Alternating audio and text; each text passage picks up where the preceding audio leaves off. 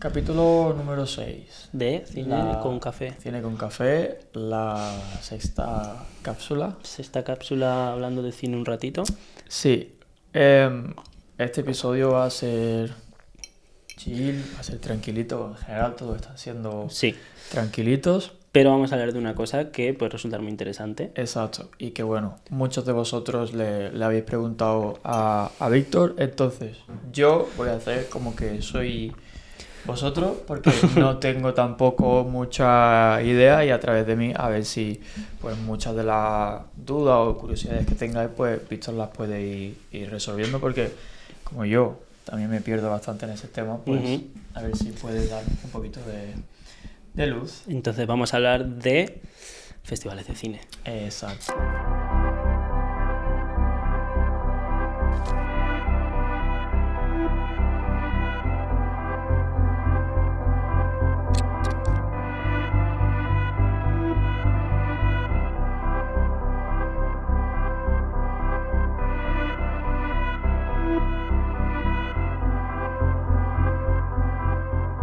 Este año es verdad que he tenido mucha experiencia con el tema de los festivales, pero también ha sido el primer año que he ido a festivales.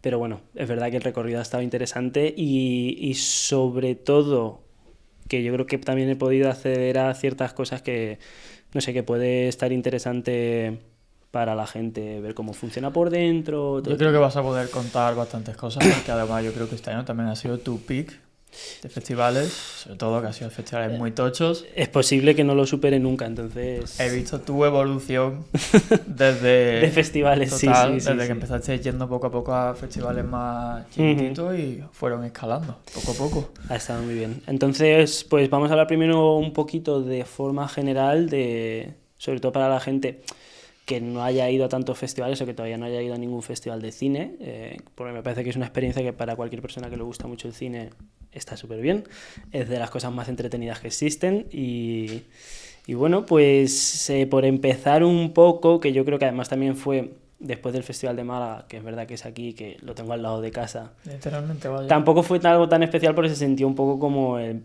pues un poco más el día a día, pero viendo películas de vez en cuando, ¿no? Pero sí que es verdad que después de eso me surge la oportunidad de ir al Festival de Cannes, que eso sí que fue un antes y un después en la forma en la que yo me relacionaba con los festivales. O sea, claro, es el festival más grande del mundo, el más importante, y a pesar de que es bastante caótico, se siente bastante así. Entonces, por ejemplo, Festival de Cannes. Imagínate que estás interesado en ir algún año, ¿no? Claro, la cosa es, imagínate que eres un creador... ¿Creador o audiencia? Pero en cualquier caso, ¿cómo funciona? Porque Exacto. el Festival de Cannes, por ejemplo, que es al que más gente seguramente quiera ir, es muy especial. Y el problema que tiene principal problema que tiene el Festival de Cannes es que para todo el tema hay muchas secciones paralelas que pasan a la vez que el Festival de Cannes. Está el Directors Fortnight, está la Semana de la Crítica, Uncertain Regard, que sí que es oficial, pero no es exactamente Cannes. Sí, bueno, pasa un poco aquí en Málaga, realmente hay muchísimas cosas alrededor del festival, pero luego la sección oficial y todo eso ya es otra. Pero el problema de la sección oficial es que es solo con acreditación, ¿no? Claro. Entonces es un festival bastante exclusivo en ese sentido, y además otra cosa que tiene es que las acreditaciones tienen niveles, hay categorías. Eso significa que cuando se abre, creo que es 24 horas antes o 48 horas antes de cada proyección, se abre la venta de esas entradas, no todo el mundo entra a la vez, ¿vale? Sino que hay rangos. Entonces, es muy complicado encontrar entradas para lo que quieres, sobre todo para las galas, ¿no? Para las premiers, y hay mucha...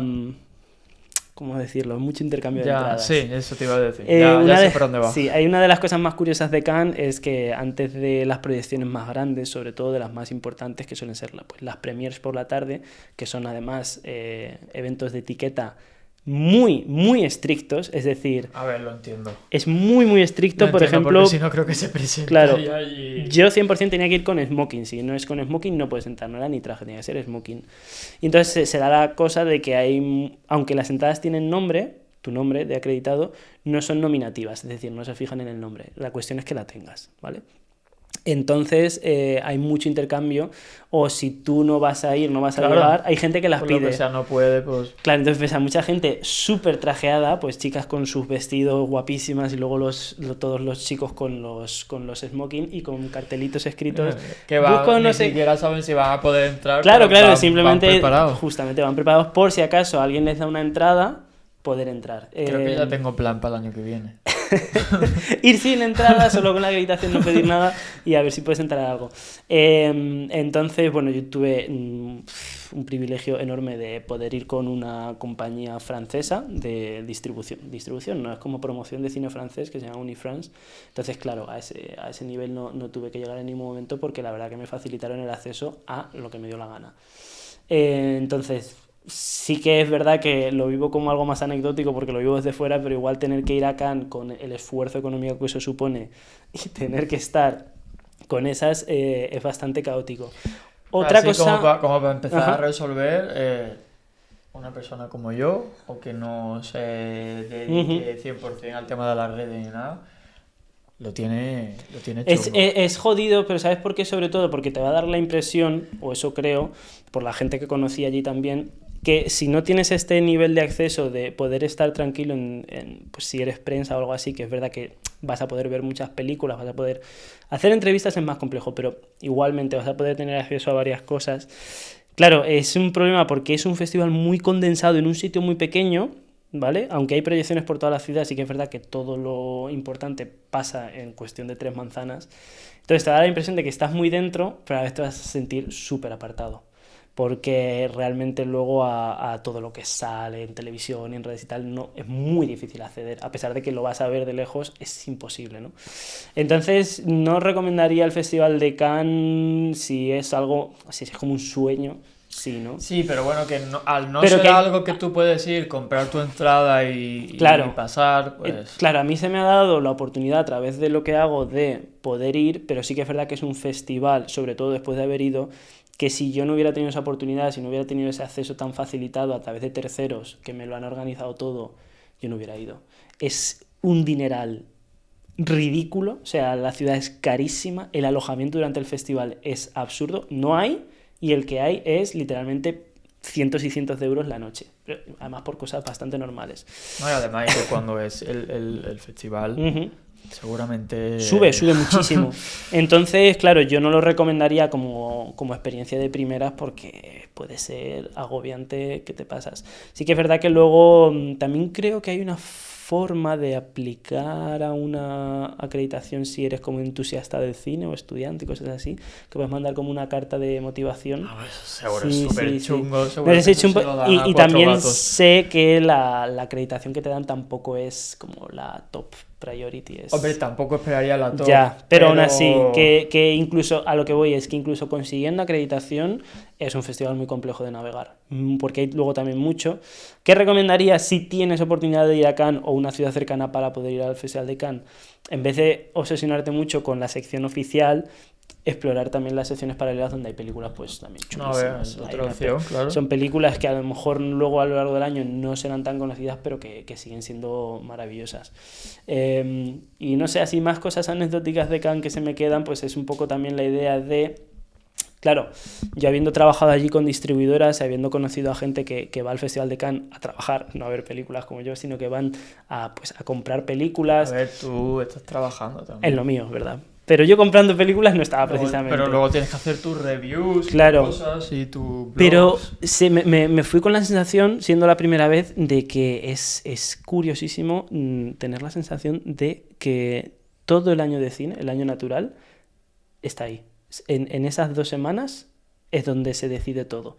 Dónde va cada película, en qué país la va a distribuir qué persona. Es como que luego hay muchos más festivales donde también ocurren cosas, pero que el mayor volumen... Una vez pasas el filtro de Cannes, claro, también te abrirá las puertas a muchísimos otros festivales. Pues yo teniendo yo trabajando allí, coincidiendo sobre todo con Elástica, que es con la distribuidora que más está abajo, como darte cuenta de ya las películas que iban comprando, cómo iban ya cerrando el año, muchas de ellas ya las llevaban incluso compradas de antes, pero es que luego, por ejemplo, cada día era la noticia de Movie compra Die My Love por no sé cuántos millones, la película más cara que han comprado ¿Sabes? Como pero todo esto era a diario, a diario, a diario. Entonces, claro, luego hay una parte por detrás de donde está el Teatro Lumière, que es el principal, que es donde están todas las casetas de los países también, que pues productoras, distribuidoras.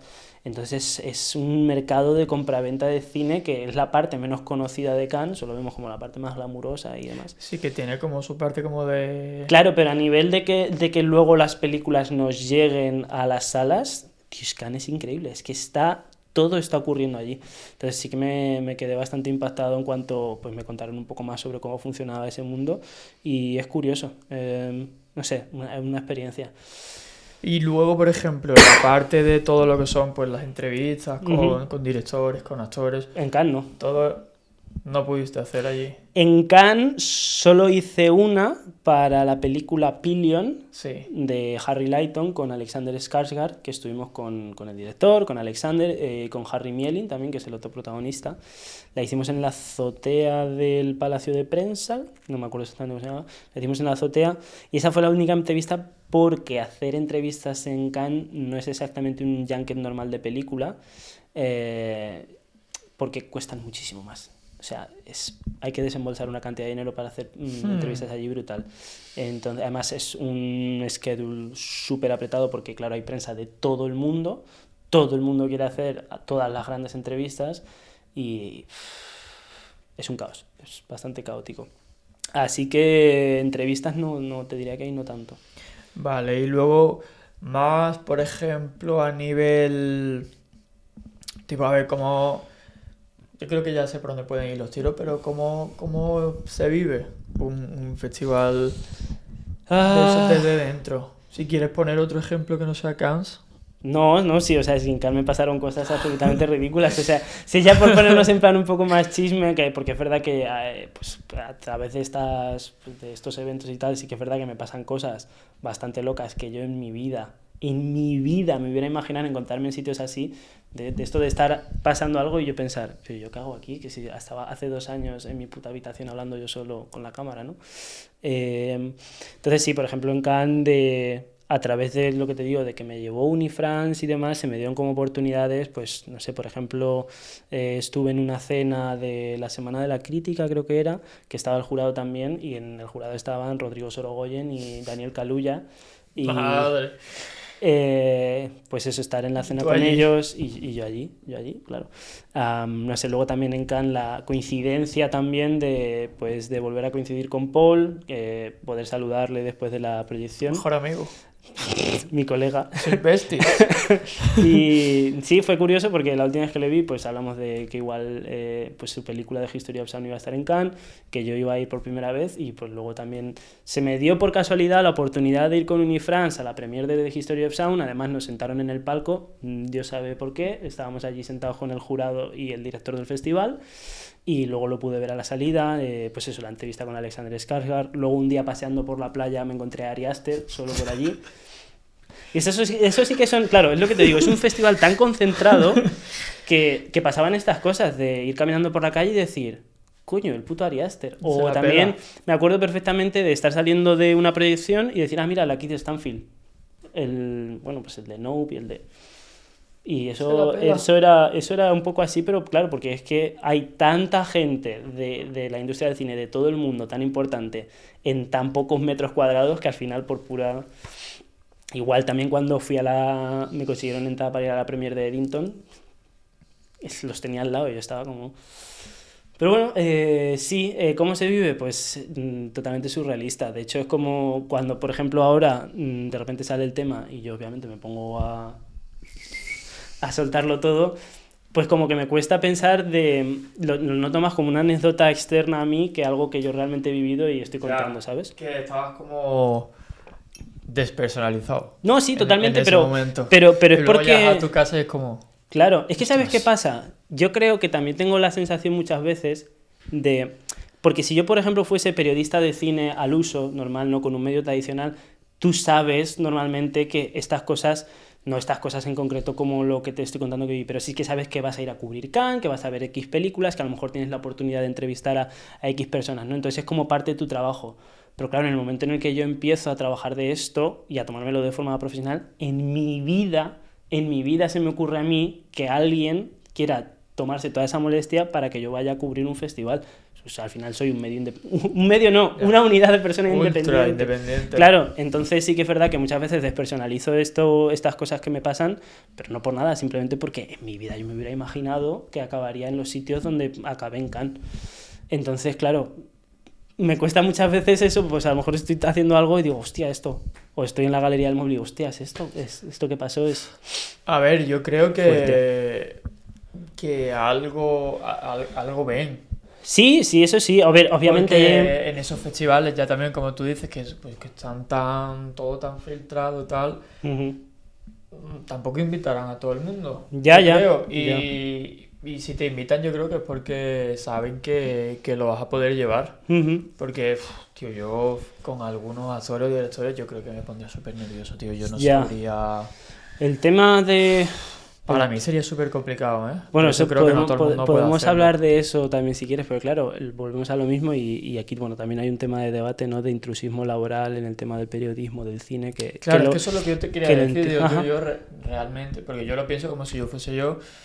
Digo, tío, yo imagínate que yo ahora me pongo a crear contenido, me empiezan para llamar a festivales, bueno, para empezar que me invadiría como el síndrome del impostor, como de decir, ¿qué haces aquí? En plan, ¿qué estás haciendo aquí? Lo viví todos y cada uno de los días que estaba en Cannes. Con Ariaste, Daniel Kaluuya, entonces... Yo que vi- no todo el mundo... Mi experiencia personal con el tema de repente soy periodista sin ningún tipo de formación, porque no la tengo.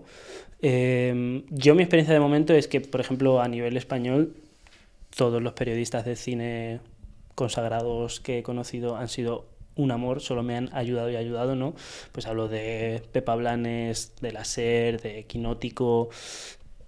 Son medios que la verdad que no tengo ningún tipo de... O sea, A no es ver, que no tenga ningún tipo de quejas, que la tendrían que tener ellos de mí, ¿no? Yo Pero... creo que tu cosa es que no... O sea, tú siempre las preguntas que tú haces es pura curiosidad Ajá. y puro interés. Y en muchas de las preguntas, yo veo todos tus vídeos, ya lo sabes, realmente estás preguntando como cosas tuyas o que están relacionados contigo. Claro. No sé, es que no sé si me estoy explicando bien. A ver, Es como... No sé cómo decírtelo, tío. o sea, al final yo lo que intento cuando se me dan estas... Tirarlo a lo personal, Justo. es lo que quiero decir. Mira, cuando se me dan estas oportunidades de poder entrevistar a gente que significa mucho para mí a nivel de cine, yo lo que intento es tomármelo como algo que no voy a volver a hacer en la vida. De que no, a lo mejor no vuelvo a tener esta oportunidad de estar con Richard Linklater en mi vida, no vuelvo a estar con Joachim Trier en mi vida, o con Alexander Skarsgård, o con Alice Rohrwacher, por ejemplo, que la admiro un montón también. Entonces es como, tienes 10 minutos para preguntarle todo lo que quieras preguntarle en tu vida, aprovéchalos. Entonces, es verdad que no es una labor tan periodística, pero sí que es verdad que es una labor de curiosidad personal que, como es lo que realmente ya hago en mi proyecto, solo intento extenderlo a eso. Que todo tu proyecto de Cinema de Celsius es como tan personal y luego las preguntas que tú haces son como tan personales y reflejan realmente todo lo que eres tú y todo lo que es Cinema de Celsius. Sí. Pues yo creo que por eso va por también ahí. siguen contando contigo, porque luego... Tú sabes que los directores y los actores están hartos luego en estas ruedas de prensa de que le pregunten las 4 mismas cosas de siempre. Entonces quizás esas preguntas más personales o que den un poco de margen y puedan salirse o hablar de otras cosas, como dijiste con Harris Dickinson. Con Harris Dickinson, sí. Cambio de tema, dejó de hablar de la película y se puso a hablar de otra cosa porque tú le sacaste... Claro. El tema. Esas entrevistas yo creo que eso es lo interesante al final. Son las que más me han gustado. Pues por ejemplo, entrevistas como la que hice con Harris Dickinson fue muy interesante porque era su primera vez. O sea, él es un actor muy famoso, pero era su primera vez dirigiendo, entonces tenía como esta parte un poco más tímida de... Claro, tío, es que no creemos que... Claro. Nosotros los vemos ahí, pero realmente... Entonces se le notaba una humildad especial pues al pensar que hay alguien. Además, yo enseguida entré con la cosa de que teníamos la misma edad, de que a mí también me gustaría hacer películas, entonces es como que se genera un poco, se establece un poco este nivel de conexión más emocional y enseguida pudimos hablar de su película, de cosas que él había visto hace poco, estuvimos hablando también de qué le recomienda a gente joven que esté empezando ahora, que quiera dirigir. Entonces sí, es verdad que el tema de las entrevistas es curioso porque nunca me lo hubiera imaginado que acabaría haciendo entrevistas y de hecho me acuerdo que las primeras era un atajo de nervios, pero exagerado, porque es que no tenía ni idea, tampoco tenía herramientas para reaccionar si algo se iba un poco a la deriva o si algo se estancaba, no tenía herramientas, ¿no? Sí que es verdad que ya después de haber hecho unas cuantas ya me siento mucho más cómodo y entro a las entrevistas bastante relajado. De hecho, te diría que en San Sebastián hace unos meses como hubo un punto de inflexión porque una de las entrevistas que más nervioso me ponía a hacer era Stellan Skarsgård, que además tiene bastante fama de ser un poco cortante con ciertas entrevistas. Y bueno, pues en el schedule estaba, en plan en la organización estaba que yo entrevistaba a Joachim Trier y después a Stellan Skarsgård, ¿no? Y entonces de repente entro a la habitación y me dicen que no, que Joachim está liado y que tengo que entrevistar ante a Stellan. Y no me la había preparado todavía. Mi idea era hacer la entrevista con Joachim Trier y en el descanso, o sea, ponerme y escribir unas cuantas preguntas para Stellan. Y de repente me senté con mi libreta performativa, que siempre llevo con mis preguntas, mi libreta, y la tenía en blanco. Ponía Stellan Skarsgård, estaba subrayado y luego la está en blanco. Y genial. O sea, fue maravilloso. Estuvimos hablando de películas...